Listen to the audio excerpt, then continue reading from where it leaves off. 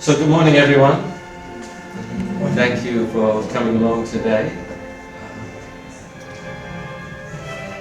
I hope the message I'm about to give makes it all worthwhile.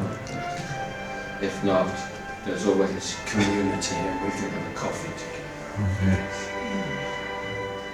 So, something I've been thinking about for a while, but the question is, am I growing?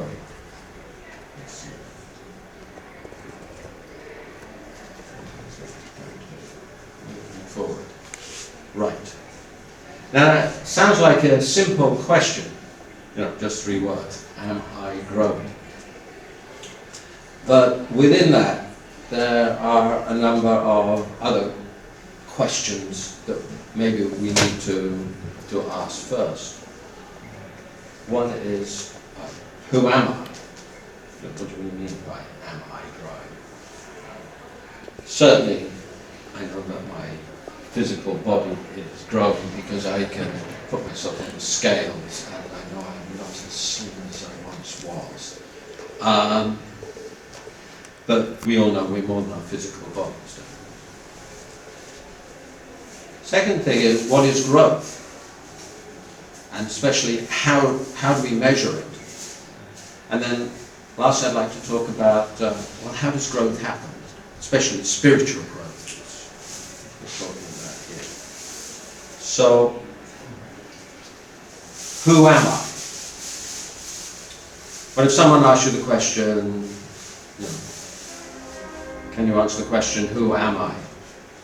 How might you answer it? Would you tell them your name? Would you tell them your age, where you live? Depends on circumstance. If the police ask you, then you probably would just give your name and your address. But on a more metaphysical level, I am that I am. How many people here have or do meditation? And you meditate on a mantra or on your breath? Is it both ways? Okay. Think you could actually meditate on I am that I am. And you may want to try it sometime. But in meditation, the sound becomes vibration, and when you follow the vibration back and back and back, it's the question, there's always who's watching the watcher, because wherever you are in your consciousness, there's always the ability to go further back. And if you do that, you may come to a different view of the I. But I'm not really going to go into that. So for the sake of this sermon, when I say I, I'm talking about the aggregate collection of thoughts, feelings, desires, actions of my entire being and my interactions with others in the surrounding world. So, just from a principled viewpoint, what constitutes a human being? Now, I've come to the conclusion that there are 2 sorts of people in the world. And I'm not talking about men and women.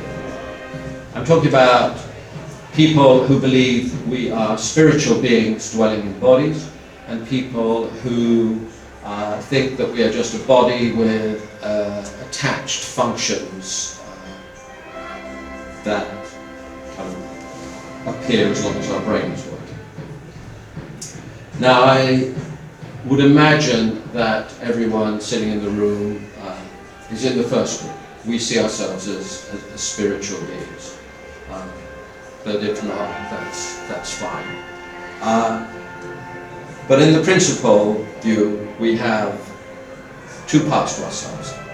A physical being and a spiritual being. Now, we also have a physical mind and a spiritual mind.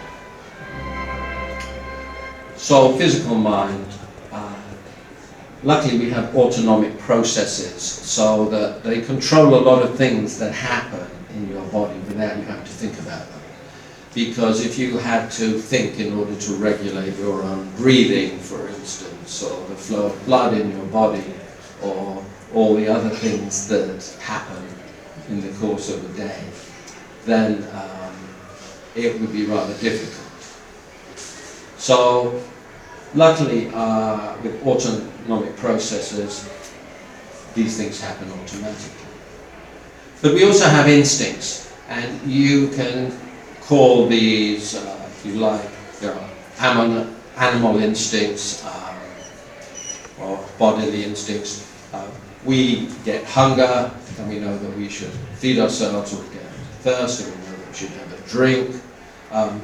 But we also need sleep. We feel tired and we need to go to sleep. And we also have sexual drives. But on the other side, in our spiritual mind, we have intellect, we have emotion, we have will.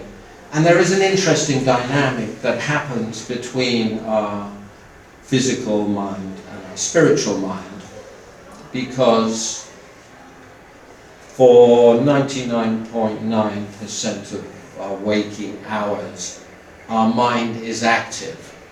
So, in a sense, the two minds are in conversation. We're having give and take. There are thoughts in our head, and a lot of them come from conversation. It may be something like, ooh, that chocolate looks good. And then another thought that says, yeah, but you've got diabetes, so you better not eat it, or whatever. And we go through life with all sorts of thoughts in our head, and the decisions that we make and the things that we do will determine our actions and the direction we go in. So let's talk about what growth is. Growth, we could define as an expansion of an entity between 2 points in time. So, you know, your height now and your height 20 years ago, especially if you're a young person, may be substantially different. You know, we look at the universe and we're told it's continually expanding. We don't know what will happen in several billion light years' time, whether it'll get to start contracting again. There's theories that it will do, but we're not there yet. Plants and trees, we see them growing. We see our physical body growing. What about our spiritual body? Do we think that our spiritual body is growing? We feel probably that it has done, but does it constantly grow? Does it stop growing? In order to measure growth, we need to find a target against which we can measure our progress. Now, the principle tells us that there are 3 stages of growth: formation, growth, completion. And at the top of the completion stage, we should have reached maturity. Now, maturity is an interesting word. Can you remember the first time you ever heard the word maturity and started thinking about it? No? I can, because I remember I was down on the beach and I had a conversation between some adults, and I'm probably about 10, 11, 12, and I asked, what's maturity? And I was told, well, when you grow up, then you will be mature and you will behave differently. And I started to kind of visualize this state where I wouldn't fight with my sister and my brother anymore, where I wouldn't be mean and nasty to people, where I would automatically be a kind person. So I had some idea, even at that age, of where I wanted to be.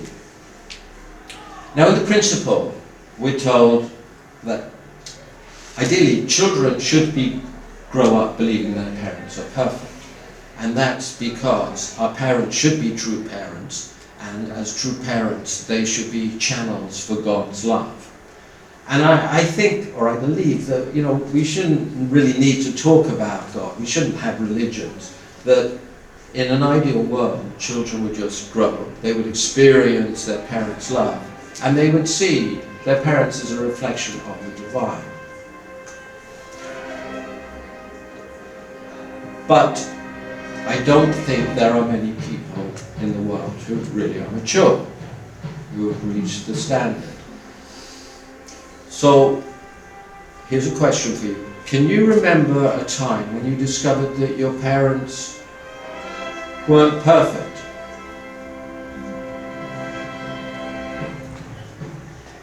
No? Your parents are perfect, or you still perfect? A long time ago. It was a long time ago. I have a distinct memory. I was with my sister, and I must have been about 10, my sister's a year older, and my parents were having a terrible row in their bedroom one weekend. And we knocked on the door, and my mother came to the door and we said, "Mummy and Daddy, please stop fighting." And my mother said, "Well, you and Sally fight, so why shouldn't Daddy and I?"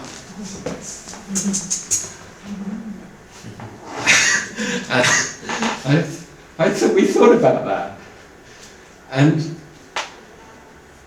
yeah, I mean, it was true, but in reflection, in the context of things, that's a realization that actually they weren't mature. And I think it came as a shock to us when we started to think about that. And I think, my children are now older. They've come to their own conclusions about my wife and my level of maturity. And it's probably not very flattering. But if you have younger children, we've always been advised, don't fight in front of your children. If you're going to fight, make sure you do it when they're asleep and not too loud, or go out for a walk and do it, or whatever it is. But probably better. Now, if we were looking for a standard of maturity, I think it's if you want to find a concise standard, this is what came to me. 1 Corinthians 13.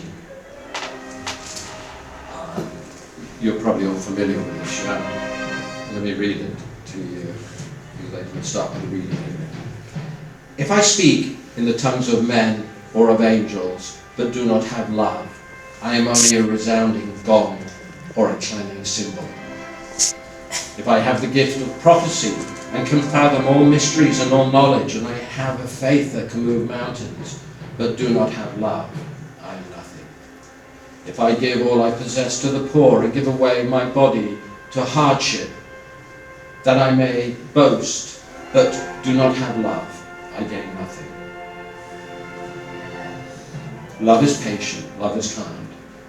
It does not envy, it does not boast, it is not proud. It does not dishonor others. It is not self-seeking. It is not easily angered. It keeps no record of wrongs. Love does not delight in evil, but rejoices with the truth. It always protects, always trusts, always hopes, always perseveres. Love never fails. But where there are prophecies, they will cease. Where there are tongues, they will be stilled. Where there is knowledge, it will pass away. For we know in part, and we prophesy in part. But when completeness comes, what is in part disappears. When I was a child, I talked like a child. I thought like a child. I reasoned like a child. When I became a man, I put away the ways of childhood. I put the ways of childhood behind me. For now we see only a reflection, as in a mirror. Then we shall see face to face. Now I know in part, then I shall know fully, even as I am fully known.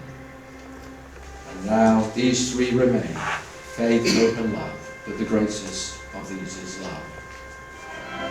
So, I think you will agree that this is very much in line with the principle. When Father spoke, he talked always of love. He talked about it for hours and hours every weekend. But that was the message, that we should have this sort of heart. And this is what we should aspire to. Now, the fact that I'm standing here doesn't mean that I have attained any standard, but and I'm just here as the messenger. So, what I'd like to talk about is, well, how does growth occur? Let's start, where does growth occur? Actually, it happens at the edges. If you see trees growing or plants growing. I love it when I see these kind of conifers, and they're all dark green, and then you see these light green shoots coming through. You can visibly see where the growth is taking place. But the process of growth is a difficult one when it comes to the human spirit. And essentially, we can learn and we can try to behave in certain ways. But does it mean that we'll reach maturity? Fundamentally, we face from day to day a conflict between our spiritual and physical minds.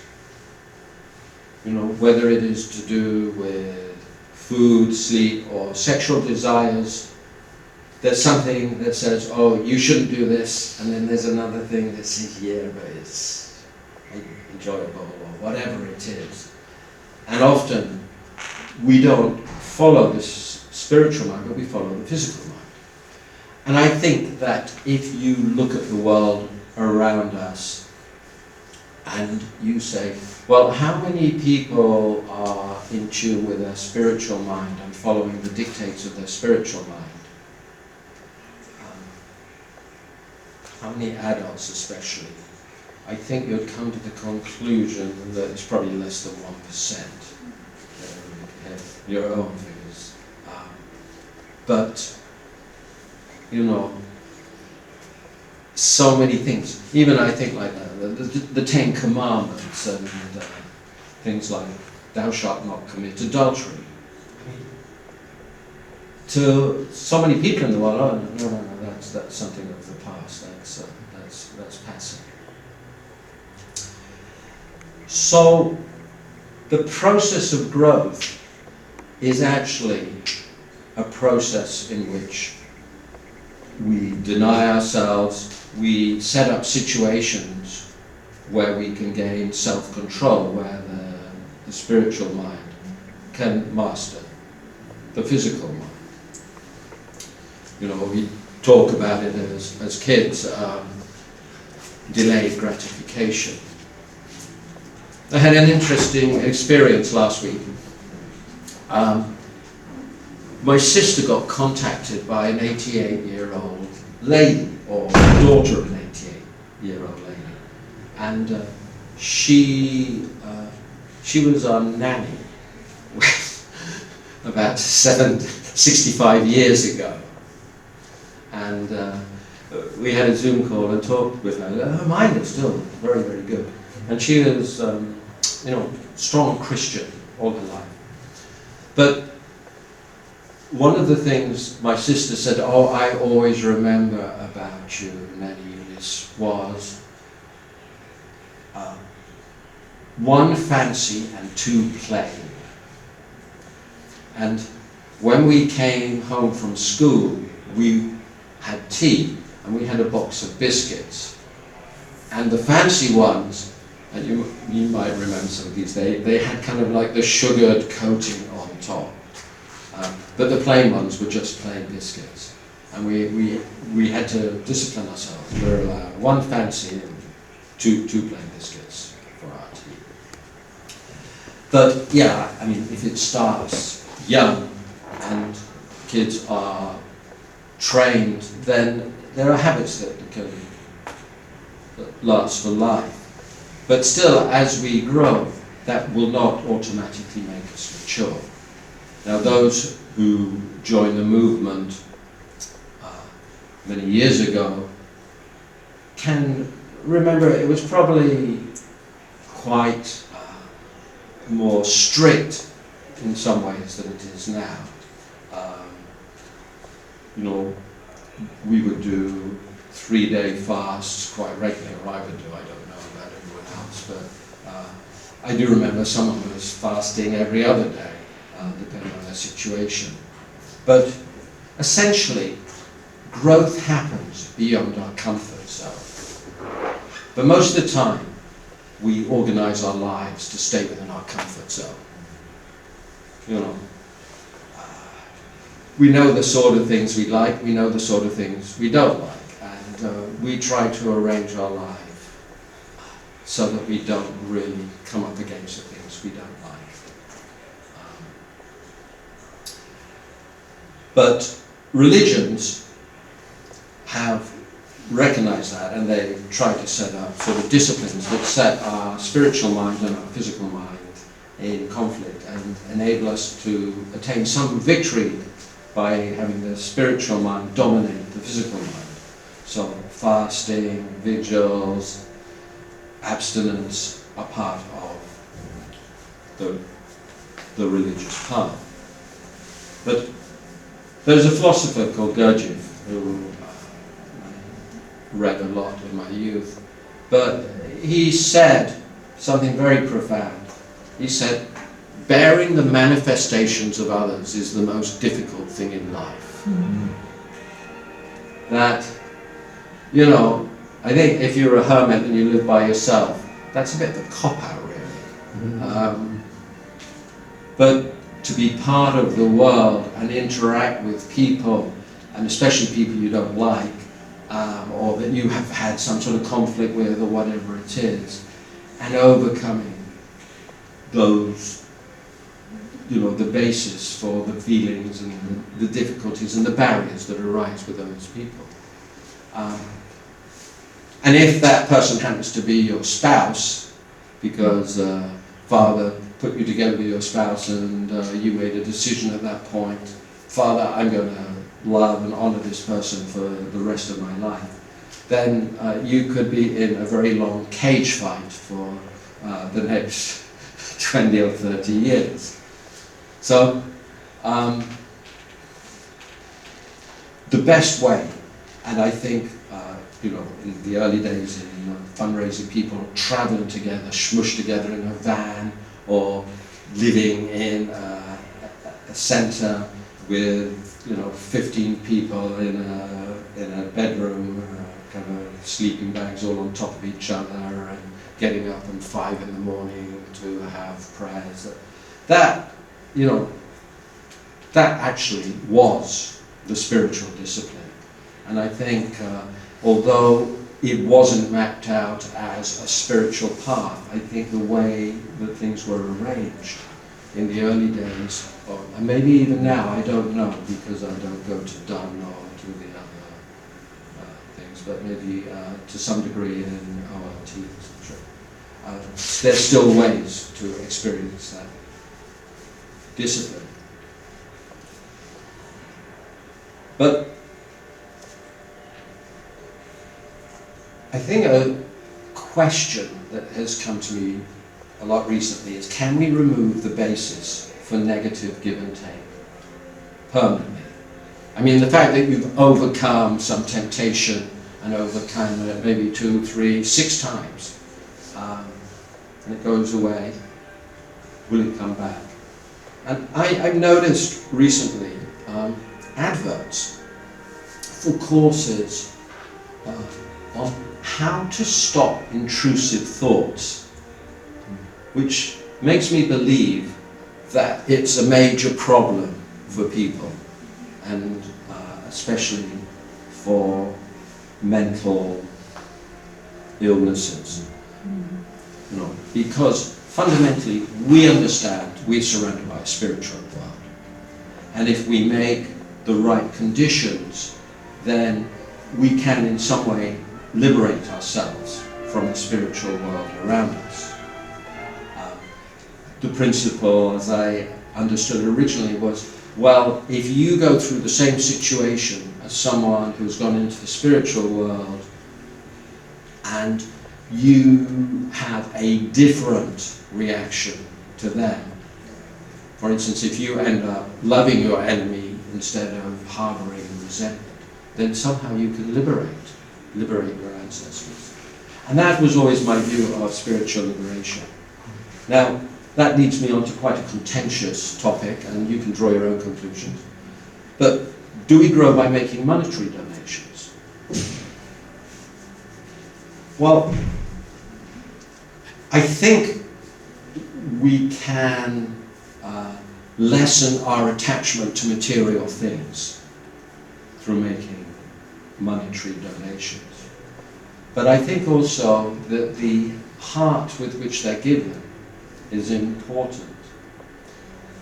I was speaking to my sister recently. She and her husband went out to Israel, and they were going to a university for the opening of a new auditorium.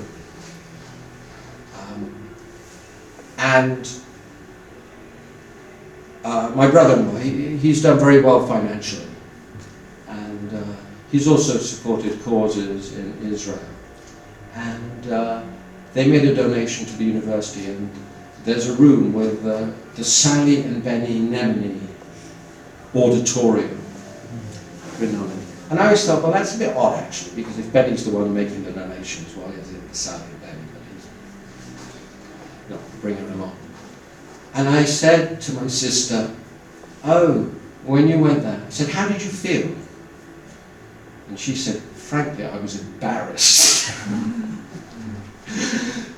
I jokingly said, you know, there's going to be hundreds of students going in and out of this room, and they're going to come out scratching their heads saying, who the heck is Sally and Benny Nemini? You know, not that it was maybe not a good thing to make a donation, but I always like the words of Jesus and the idea that when you donate, you should do it anonymously. Now, I find that's not necessarily a tradition in our church, and if I see Father in the spirit world, I might ask him about that. But personally, I think the idea, you know, if you're going to give monetary donations and you're not expecting anything in return and it's completely freely given, then I'm sure, you know, one can grow from that. But if it becomes a transaction in some way, then probably not.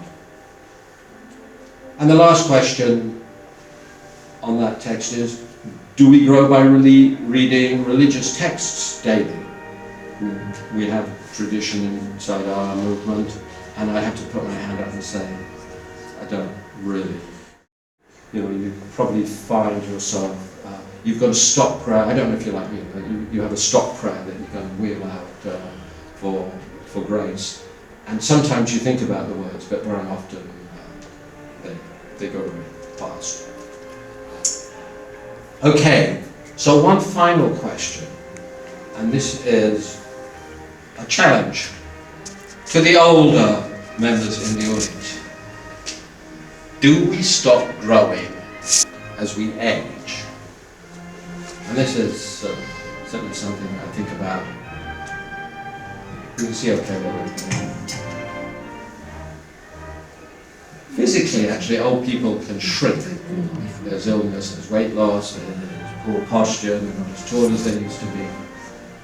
You know, but that's the physical side. But what about spiritually? Can we shrink spiritually? You know, I think this is quite a challenging question. There's TV programs and there's things about, you know, cranky old people, the people who have kind of all their life, and then they get to the end and, you know, they do things in certain ways, harder to change, they become more easily irritable. Think about the good old days, hark back to those. My wife tells me when I drive, I'm much more impatient than I used to be. You know, I find myself, I don't quite use expletives, but I do expleet towards drivers. You know, especially when you're sitting at traffic lights. This is the one thing that irritates me the most, and there's so many of them around now. And you're waiting for them to change because there's some road work, and the person in front kind of falls asleep, and then you get to the traffic lights, and then they turn red again just as you get there. And you're thinking, well, if that person had been a little more on the ball, then I would have got through that. And I think driving is very interesting because if you watch your mind when you drive, you can find out an awful lot about the state of it. And one final question. Is Alzheimer's a blessing or a curse? They say that if we lived long enough, we'd all get Alzheimer's.